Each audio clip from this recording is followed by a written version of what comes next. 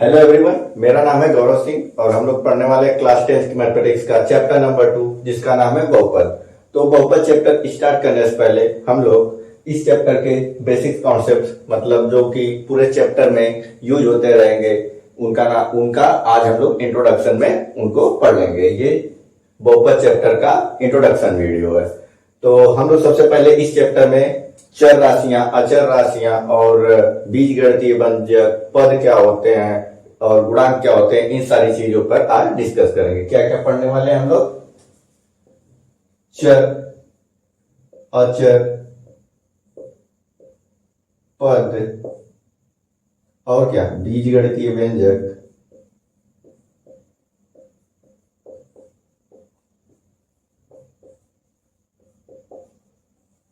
बीजगणितीय व्यंजक, गुणांक।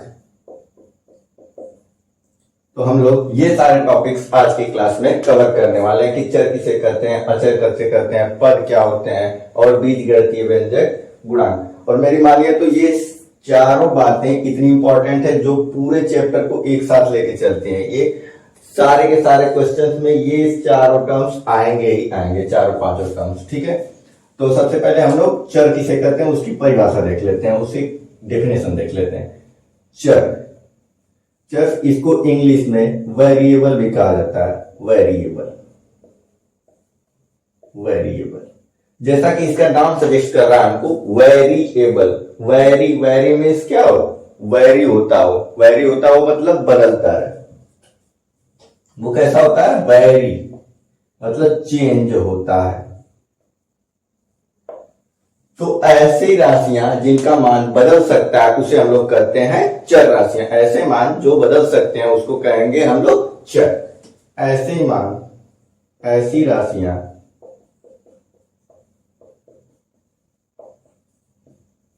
राशियां जिनका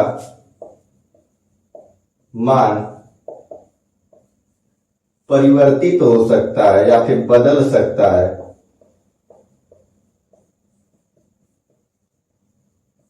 उन्हें चर राशियां कहते हैं।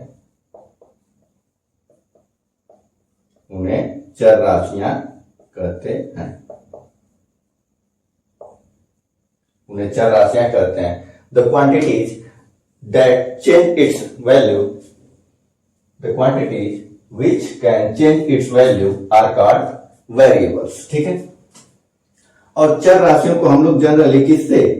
अंग्रेजी वर्णमाला के छोटे अक्षरों से प्रदर्शित करते हैं। एक्स, वाई, जेड, ए, बी, सी, डी इट्सेट्रा। चर राशियों को हम लोग यूज करने के लिए, दिखाने के लिए, प्रदर्शित करने के लिए किसका यूज करेंगे? एक्स, वाई, जेड, ए, बी, सी, डी इट्सेट्रा। इन सब चीजों का, इत्यादि का यूज करेंगे।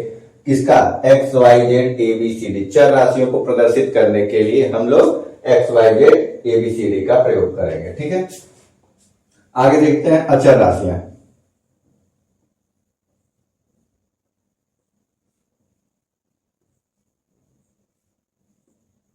अचर राशियां मतलब ऐसी राशियां जिनका मान नियत हो, ऐसी राशियां जिनका मान निश्चित हो, उसे हम कहते हैं अचर राशि। ऐसे मान जो क्या हो? नियत हो। ऐसी राशियां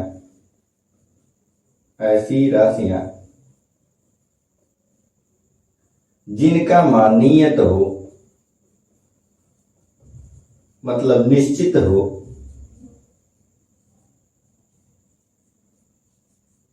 उन्हें चर राशियां कहते हैं। इंग्लिश में इसे कहते हैं कांस्टेंट। तो कांस्टेंट्स को दिखाने के लिए हम लोग क्या करेंगे?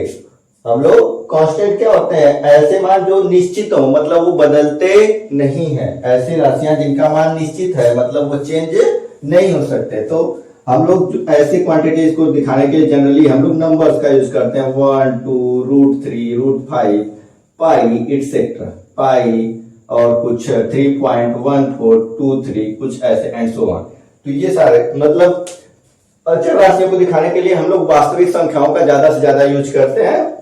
मतलब ऑलमोस्ट ऐसे केसेस बहुत कम मिलेंगे जिसमें हम लोग एबीसीडी का यूज करेंगे अचर राशियों को दिखाने के लिए। ठीक है, तो अचर राशियां मतलब उनका मान परिवर्तित नहीं होगा, चर राशियां मतलब उनका मान परिवर्तित होता रहेगा, क्वेश्चन दर क्वेश्चन मतलब सिचुएशन के अकॉर्डिंग वो क्या होंगे, चेंज होते रहेंगे। तो हम आपसे एक क्वेश्चन पूछते हैं, जैसे कि मान लेते हैं कि कोई ट्रायंगल है, गिवन है क्या, कोई ट्रायंगल है, तो ट्रायंगल के तीनों एंगल का सम, ट्रायंगल के तीनों एंगल का सम, मान लेते हैं ये एंगल 1 है, ये एंगल 2 है, ये एंगल 3 है, तो तीनों एंगल का सम जो आएगा उसे हम क्या कहेंगे, चर राशि या अचर राशि। ट्रायंगल के तीनों एंगल का सम क्या होगा, चर या अचर। तो आप कहेंगे सर क्या होता है, ट्रायंगल के तीनों एंगल्स का सम, त्रिभुज के तीनों कोणों का योग कितना होता है, 180 अंश। त्रिभुज के तीनों कोणों का योग होता है 180 अंश, मतलब त्रिभुज के तीनों कोणों को जोड़ेंगे तो 180 अंश ही मिलेगा। कोई ऐसा त्रिभुज हम नहीं बना सकते हैं जिसमें क्या हो जाए, तीनों कोणों को जोड़ा जाए तो 180 से ना ही कम हो सकता है और ना ही ज्यादा हो सकता है। सभी केसेस में ऐसा कोई त्रिभुज हम नहीं बना देंगे कि जिसमें कुछ 152 डिग्री आ जाए तीनों को ऐड करने पे, या फिर 183 डिग्री आ जाए, 181 डिग्री आ जाए, तो ऐसा कुछ पॉसिबल नहीं। मतलब ये मान क्या है, निश्चित है, ये बदलेगा नहीं। तो हम लोग इसे कहेंगे कि क्या है, ये एक अचर राशि है। त्रिभुज के तीनों कोणों का योग क्या आएगा, एक अचर राशि आएगी, ठीक है। और ऐसे ही अगर पूछा जाए कि अगर हम लोग घर से निकलते हैं अपने गाड़ी से, जिस भी व्हीकल से निकलते हैं, तो उसकी स्पीड पूरी यात्रा के दौरान क्या रहेगी, वेरिएबल या फिर कांस्टेंट, सोच के बताइए, वेरिएबल या फिर कांस्टेंट। तो हम आप आराम से सोच सकते हैं कि क्या होगा, पूरी यात्रा के दौरान हम जैसे ही घर से निकलते हैं और पूरी यात्रा करते हैं, तो उस दौरान क्या होता है, अपनी व्हीकल का, अपनी गाड़ी का स्पीड चेंज होता रहता है। मतलब ऐसे मान जो चेंज होते रहते हैं उसको हम क्या कहते हैं, चर राशियां। मतलब हमारी गाड़ी की भी स्पीड जो है वो क्या होती है, यात्रा के दौरान, यात्रा के दौरान गाड़ी की स्पीड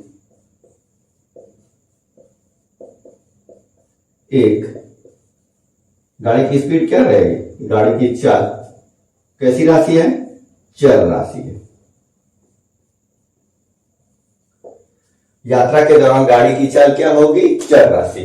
तो मोटा मोटी ध्यान क्या रखना है कि चर राशियां क्या होंगी, जिनका मान फिक्स नहीं होगा, नॉट फिक्स्ड। ऐसे मान जो फिक्स नहीं होंगे, और इसमें कह सकते हैं फिक्स्ड वैल्यू, ठीक है, फिक्स्ड वैल्यू। फिक्स वैल्यू रहेगी तो हम लोग उसे कहेंगे अचर, और नहीं फिक्स रहेगी तो उसे कहेंगे चर, चर राशियां, ठीक है। और इसमें कुछ डाउट, ऐसा कुछ डाउट होगा नहीं, ठीक है। अचर को दिखाने के लिए नंबर्स का यूज करेंगे, और फिर चर को दिखाने के लिए अंग्रेजी वर्णमाला के अक्षरों का यूज करेंगे, ABCD एक्सेट्रा का, ठीक है। तो नेक्स्ट टॉपिक हमने क्या पढ़ लिया, चर राशियां पढ़ ली, अचर राशियां पढ़ ली। तो अगला आता है पद। इंग्लिश में इसे कहते हैं टर्म, पद, ठीक है। टर्म्स क्या होते हैं, टर्म्स कुछ पहले परिभाषा में लिख देता हूं, फिर उसके बाद देखते हैं क्या होता है।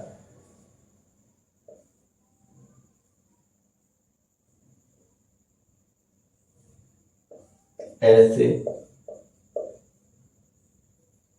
अशून्य बीजगणितीय व्यंजक, अशून्य बीजगणितीय व्यंजक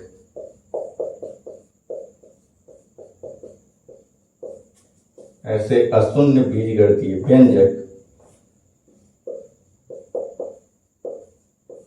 ऐसे अशून्य बीजगणितीय व्यंजक, या फिर इसको ऐसे लिखा जा सकता है, बीजगणितीय व्यंजक का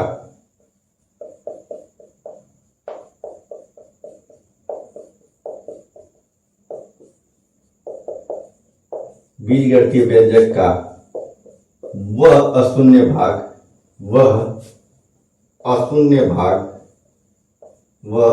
भाग जो कि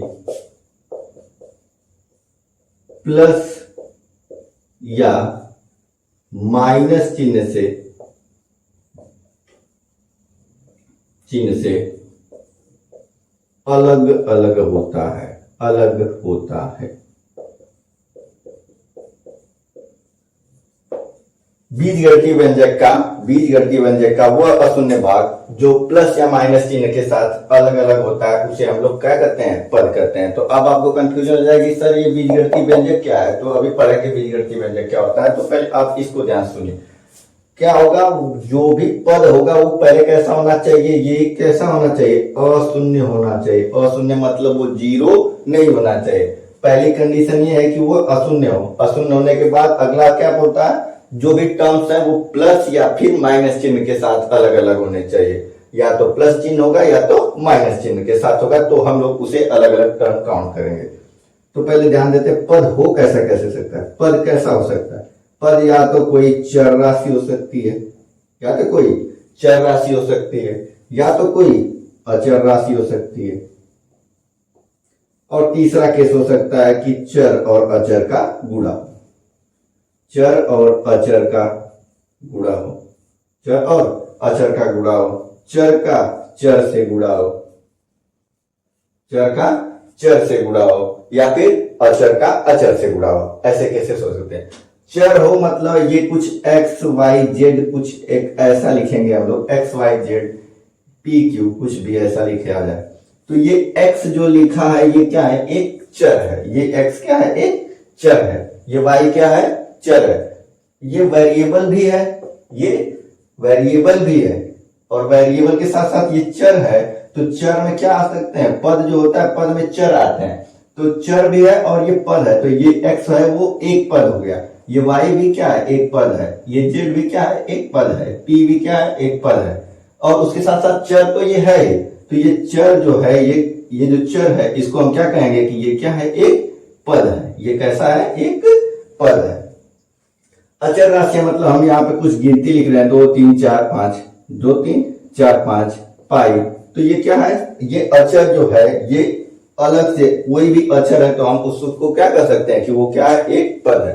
तो ये 2 क्या होगा, ये क्या रहेगा, एक पद बन जाएगा। ठीक है, तो 2 भी हो गया एक पद। और ये दो कंडीशन इंपॉर्टेंट है, इसको देखते हैं ये क्या कर रहा है।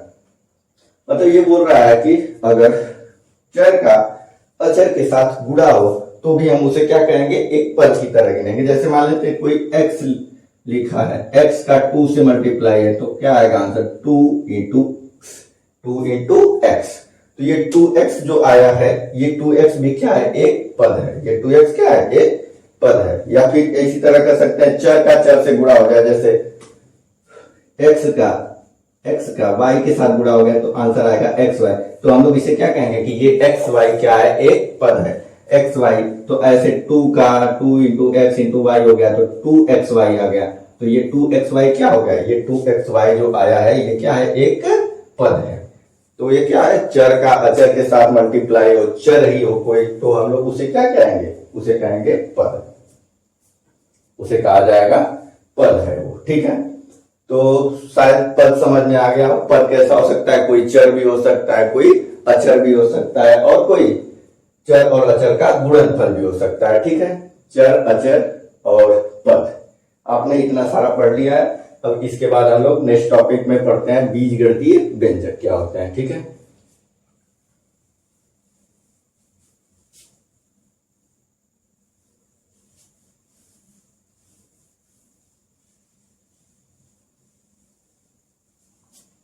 बीजगणितीय व्यंजक।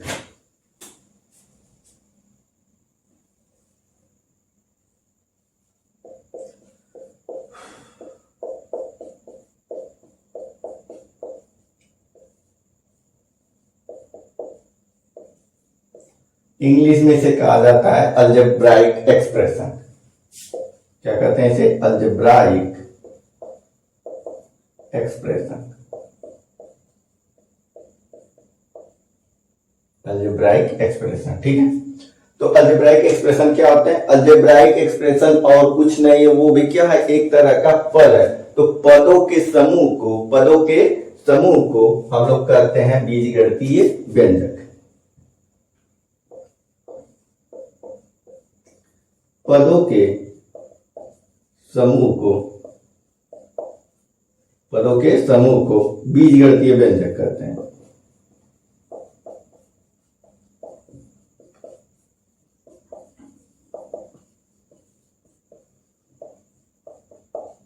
पदों के समूह को बीजगणितीय व्यंजक कहते हैं। बीजगणितीय व्यंजक क्या होता है? पदों का समूह। मतलब हम क्या कर सकते हैं, एक से ज्यादा पदों को अगर एक साथ लिख दिया जाता है, किसके साथ? प्लस या माइनस चिन्ह के साथ। एक से ज्यादा पदों को प्लस या माइनस चिन्ह के साथ एक साथ लिख दिया जाता है तो उसे हम कहते हैं बीजगणितीय व्यंजक। एक से ज्यादा पदों को प्लस या माइनस चिन्ह के साथ लिख दिया जाता है तो उसे हम कहते हैं बीजगणितीय व्यंजक। तो इसका एग्जाम्पल देखिए आप। एग्जाम्पल क्या होगा?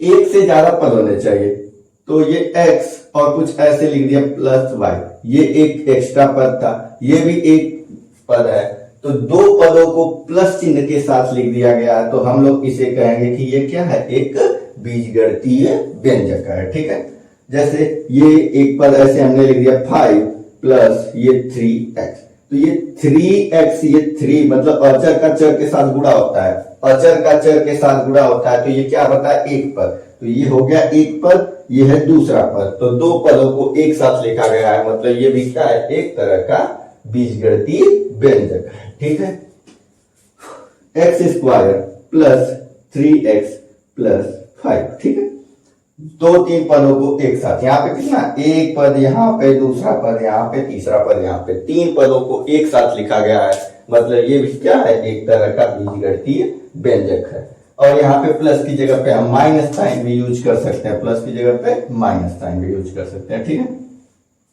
अब इसके बाद मान लेते कोई और एग्जांपल, मान लो x प्लस 1/y प्लस 5, कुछ भी ऐसे, तो ये भी क्या है? एक तरह का बीजगणितीय व्यंजक। ये एक पद है, ये दूसरा पद है और ये तीसरा पद है, तो तीन पदों को एक साथ लिख दिया गया है, तो ये भी क्या है? एक तरह का बीजगणितीय व्यंजक है। कुछ ऐसा यूज कर ले, x की पावर -1 प्लस y -3, तो ये भी क्या है? एक बीजगणितीय व्यंजक है। ये एक पद, ये दूसरा पद और ये तीसरा पद, तीन पदों को प्लस या माइनस चिन्ह के साथ अलग अलग लिख दिया गया है तो उसे कहेंगे हम लोग बीजगणितीय, एक साथ लिख दिया गया, सॉरी एक साथ लिख दिया गया है तो हम लोग उसे कहेंगे बीजगणितीय व्यंजक। ये भी बीजगणितीय व्यंजक, ये भी सारे के सारे बीजगणितीय व्यंजक है।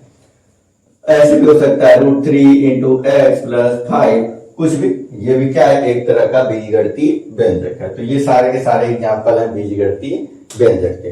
तो नेक्स्ट हम पढ़ते हैं अब क्या? ये भी पढ़ लिया हमने, पद भी पढ़ लिए हैं हमने, बीजगणितीय व्यंजक भी पढ़ लिया। ठीक है, अब आज की क्लास का लास्ट टॉपिक बचता है गुणांक किसे कहते हैं। क्या होता है? गुणांक किसे कहते हैं। तो गुणांक पढ़ते हैं हम लोग।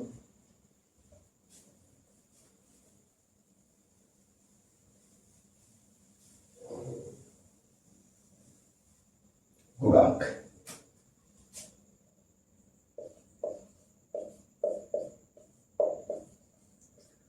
इंग्लिश में इसे कहते हैं कोएफिशिएंट।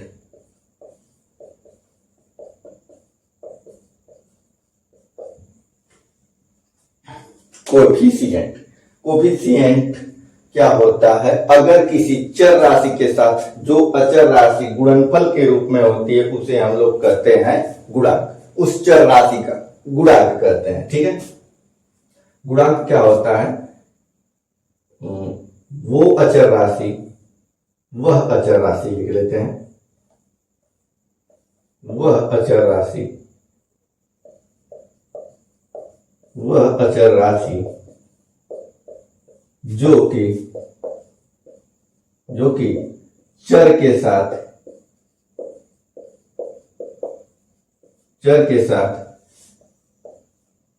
गुणा में लिखा हो, गुणनफल में हो, गुणा में लिखा हो,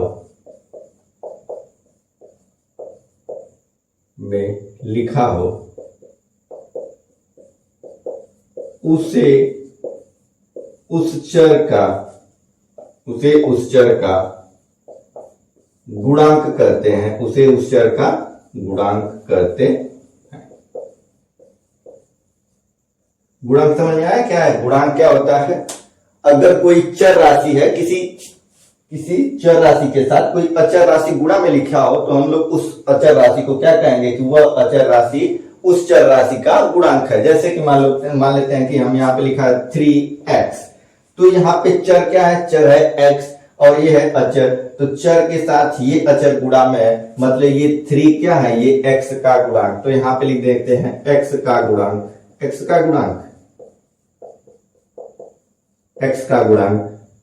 3 है, x का गुणांक 3 है, ठीक है, x का गुणांक 3 है। ऐसे मान लेते हैं x square plus 5x plus 3, ठीक, ऐसे कुछ लिख लिया जाए, प्लस 3, यहाँ पे 5 लिख देते हैं।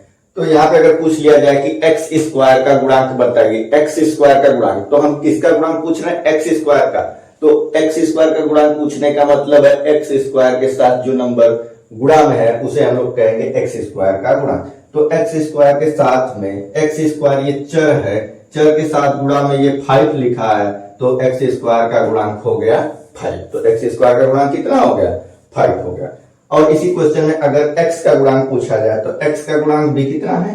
5 है, ठीक है।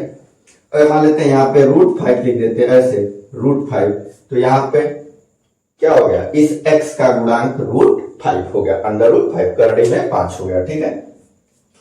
अगर नेक्स्ट क्वेश्चन यहाँ पे अगर ऐसा लिखा है 3x प्लस 5/2, तो यहाँ पे अगर पूछा जाए कि यहाँ पे x का गुणांक क्या है, x का गुणांक क्या है, तो गलती नहीं करनी है। कुछ बच्चे क्या करेंगे, यहाँ पे बोल देंगे सर x का गुणांक क्या है, x के साथ अचर राशि कौन सी दिख रही है? 3 दिख रही है, तो x का गुणांक कितना हो जाएगा?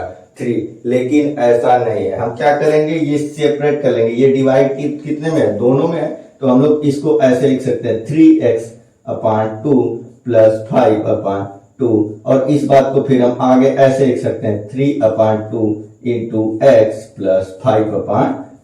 तो अब यहाँ पे देखा जाए तो इस x के साथ कौन गुणा में है? इस x के साथ ये 3/2 क्या है? गुणा में है, तो x का गुणांक हो गया 3/2। तो x का गुणांक इस क्वेश्चन में कितना है? 3/2, ठीक है। तो चर, अचर और फिर ये गुणांक, ठीक। और फिर पदों को गिनने के कुछ नियम भी होते हैं, उनको हम लोग जब बहुपद में जाएंगे तो एक पदी, द्विपदी, त्रिपदी, ये सब जब बहुपद में पढ़ेंगे कि एक पदी बहुपद क्या होता है, दो पदी बहुपद क्या होता है, त्रिपदी बहुपद क्या होता है, तो उन सब बातों को हम लोग वहां पे देखेंगे। तो पदों को गिनने के कुछ नियम होते हैं, 2-3 नियम, और फिर ये जो मोटा मोटी अभी ये सारे बेसिक्स जो थे ये आपको आने चाहिए, तो हम लोग अपना चैप्टर को स्टार्ट कर सकते हैं बहुत आसानी से, ठीक है। ये सारे के सारे लगभग बेसिक्स हमने कर लिए हैं, इससे ज्यादा की आवश्यकता आपको नहीं पड़ेगी, ठीक है। तो आज के लिए बस इतना ही, धन्यवाद आपका हमारे चैनल पे